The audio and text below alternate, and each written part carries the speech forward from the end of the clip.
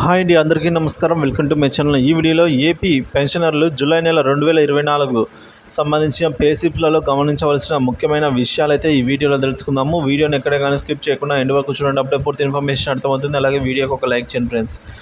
ఇక వివరాల్లోకి వచ్చినట్లయితే ఏపీ పెన్షనర్లు జూలై నెల పే స్లిప్స్లో గమనించవలసిన అంశాలండి.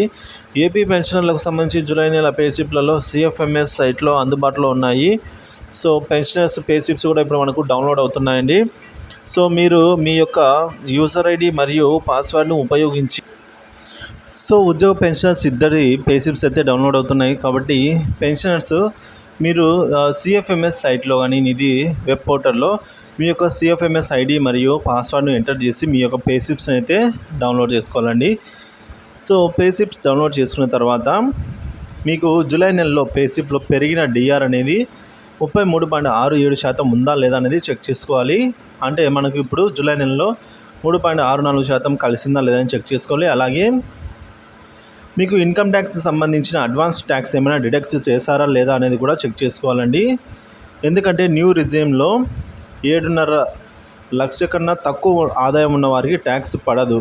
పొరపాటు ఏమైనా ట్యాక్స్ కనుక కట్ చేశారా అనే విషయాన్ని కూడా చెక్ చేసుకోవాల్సిన అవసరం అయితే ఉంది.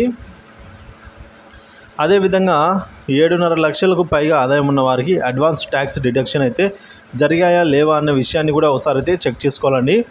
ఒకవేళ ఏమైనా పొరపాట్లు కనుక ఉన్నట్లయితే సంబంధిత ఎస్టీఓ గారిని కలిసి ఈ విషయాలను అయితే తెలియపరచవలసిన అవసరం అయితే ఉంది friends. Thank you for watching this video.